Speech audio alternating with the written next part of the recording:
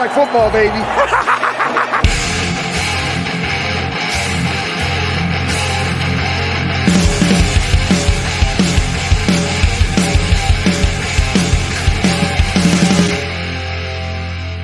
What's up, guys? Welcome into the Fantasy Football Smackdown. I'm your host, Kyle August. You can follow me on Twitter at KyleMonth8.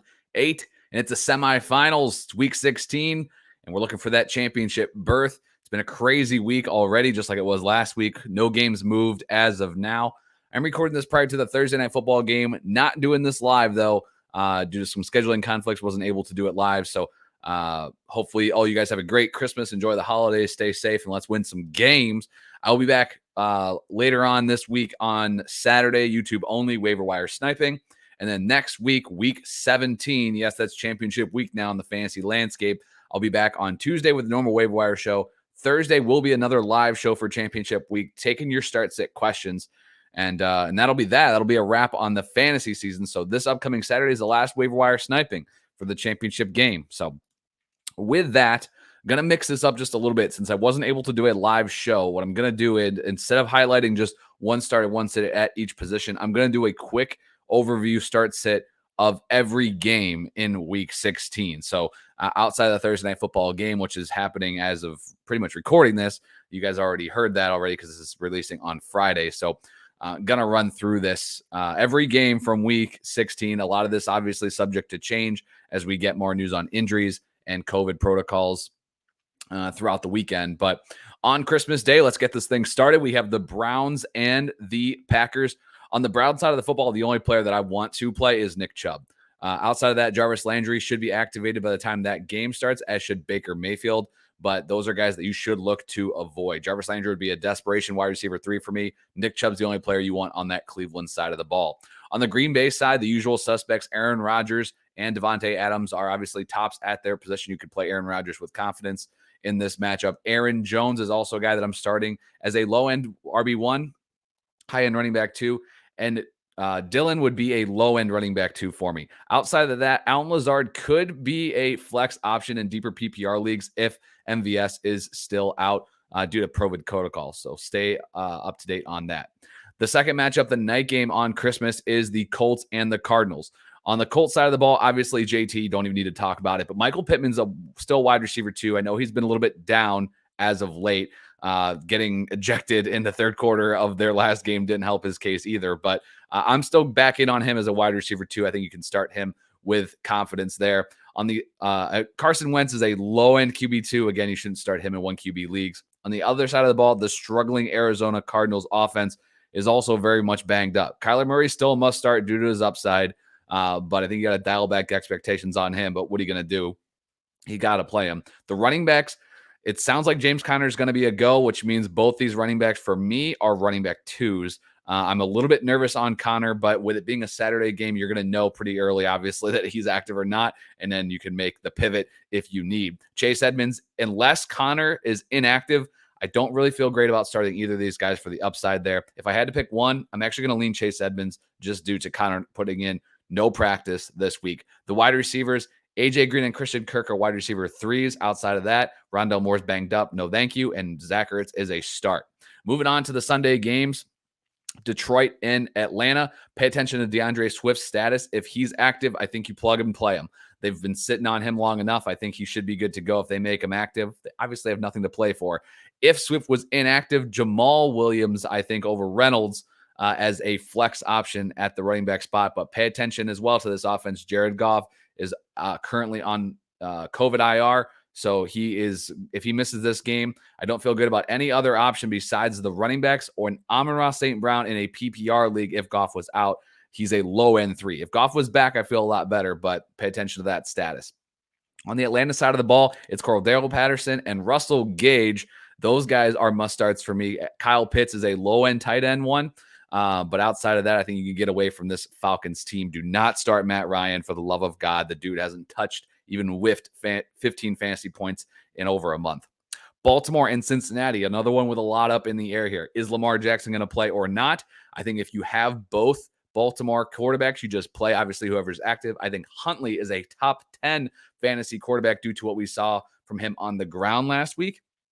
So I think you start either of the Baltimore quarterbacks. The running backs, I'm trying to stay away from. Freeman over Murray, though. Freeman is a low-end flex option. We saw him getting a little bit phased out in that offense last week. As far as the wide receivers go, Hollywood Brown would be a wide receiver 3. Outside of that, I do not want to trust any of the rest of the receivers. Mark Andrews, stud. You're obviously playing him.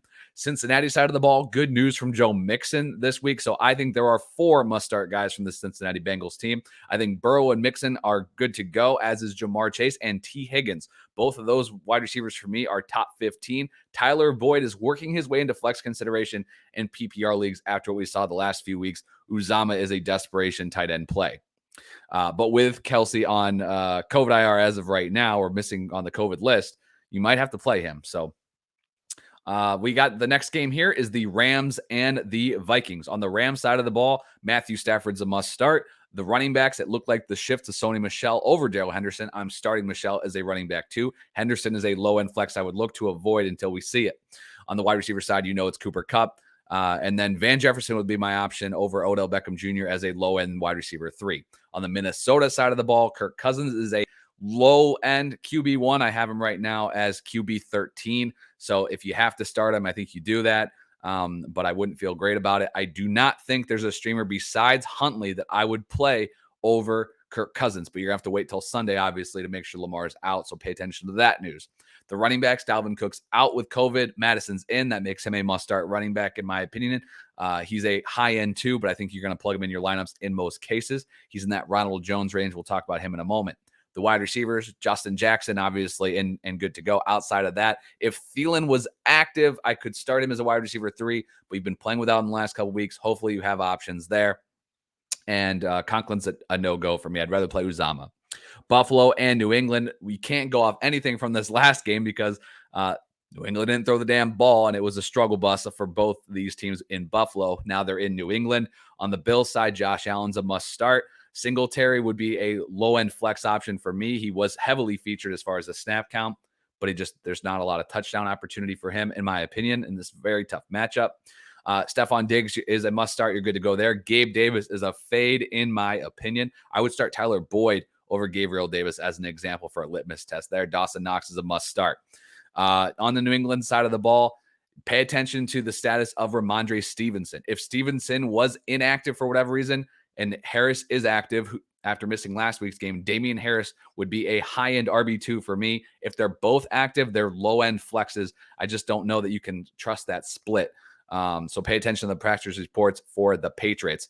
Other than that, on the Patriots side of the ball, Hunter Henry is a touchdown or bust guy. You saw what he could do last week, but we've also seen down games from him. Besides that, I'm trying to steer clear of the rest of the Patriots in this matchup. Jacksonville and the New York Jets, the matchup we were all hoping for. This one should be pretty simple. You're starting James Robinson at the running back position for the Jags. Everybody else is a sit. On the flip side of that, for the Jets, I am starting Michael Carter as a low end too. I really, really like the matchup, but I do not like what I saw last week with the split between Carter and Coleman. So that one's going to be tough. But outside of that, you can bench the rest. So it's the running backs in this matchup, quick and easy. The other New York team, the Giants, with a divisional matchup against the Philadelphia Eagles. On the Giants side of the ball, it's no longer Daniel Jones, who has now been ruled out for the rest of the year, which means for me, I'm not starting anybody on this team except Saquon Barkley, but his split has also been concerning. He's not a must-start, so you could take a look. As an example, if you had Ronald Jones or Madison, I would consider them over Saquon Barkley. It'd be really, really tough to make that call, but it's definitely worth considering for upside, in my opinion. On the Philly side of the ball, Jalen Hurts is a must-start. I saw what I saw out of Miles Sanders, but he logged 2 DNPs early in this week in practice. But if he's active, I'm starting him. Outside of that, Dallas Goedert is a must-start. And Smith at the wide receiver position would be a low-end wide receiver 3 for me. Tampa Bay and Carolina. Man, the Buccaneers, this was a team that was looking good to go. And then 1 week later, we're looking at an offense with a lot of question marks. Tom Brady's a low-end QB1 without his weapons. Ronald Jones, as previously mentioned, he is also a start, but he's a mid to high RB2. I like the opportunity for the kid. I think he's going to be carrying the load for the Bucs there. And I like the fact that he was seeing some targets in the passing game, as we've seen with Leonard Fournette, who's actually led the position in receptions. For the wide receivers, Antonio Brown's active. He's in your lineup. He is a low-end wide receiver 1. It's hard to trust, but I'm going to play him because there's nobody else there. I'm not starting any other Buccaneers wide receivers. Gronk is a low-end 1. On the Carolina side of the ball, questions up and down this roster. If DJ Moore's active, I'm starting him, but he is a wide receiver 3 for me this week. Outside of that, I'm trying to steer clear of all the Carolina Panthers. Amir Abdullah would be a desperation PPR play at the running back position if you're in deeper leagues. All right, last noon game is going to be the Chargers and the Texans. The big question mark in this game is obviously Austin Eckler. Pay attention to his status. If he is inactive, that moves Justin Jackson to next man up, and I'm starting Justin Jackson as a high-end RB2. So for this matchup, it would be Herbert, Allen, our must-starts. The running back for the Chargers, regardless of who it is, in my opinion, is pretty much a must-start as well, especially if it's Eckler. And Mike Williams is a borderline wide receiver 2. The only issue I really have with the Chargers would just be, do they get so far ahead and there's no more points to be had? So, but that's a concern every week against the Texans. So I would start Mike Williams if you have him, but he's, for me, he's wide receiver 25. So I'm okay with him, but I don't love it. On the Houston side of the ball, pretty much the only usable asset has been Brandon Cooks, who's on the COVID list as of recording this. Unless he is active, you can bench out all Houston Texans. That's simple. We have 3 games at the 4:00 Eastern slate. The first one being the Bears and the Seahawks. On the Bears side of the ball, you can start David Montgomery, but he's been disappointing as of late, but I still think you got to plug him in. Outside of that, I don't want to play anybody else on this Bears offense. Justin Fields banged up. If Fields was active, he's a mid QB2. If Fields was inactive, I still think you can start Cole Kmet as a low-end tight end 1. Seen a lot of targets as of late. But this Bears offense just doesn't move the damn ball. Outside of that, Mooney, Robinson, I think you can try to get away from those guys if you can. On the Seattle side of the ball, they can't move the ball either. Tyler Lockett, though, would be a must-start, in my opinion. DK Metcalf just behind him. I know he's been up and down as of late, but I'm still playing him in this plus matchup against the Bears. Other than that, Russell Wilson's a low-end starter at the position. I'd try to steer clear if you can. Double checking my rank on him. Sorry, I didn't have that up. Been rolling. Russell Wilson. Yeah, I have him at QB 12, 1 spot above Kirk Cousins. So you can start him if you need, but I try not to. Now I lost my. There it is. Alrighty. So other than that, on the Seattle side of the ball, Rashad Penny is a low end running back 2. I would start the likes of Michael Carter as an example over him. For sure, Madison and Jones would jump over Penny in this matchup. Another 4:00 game at Pittsburgh at Kansas City. On the Pittsburgh side of the ball, I'm still starting Deontay Johnson and Najee Harris.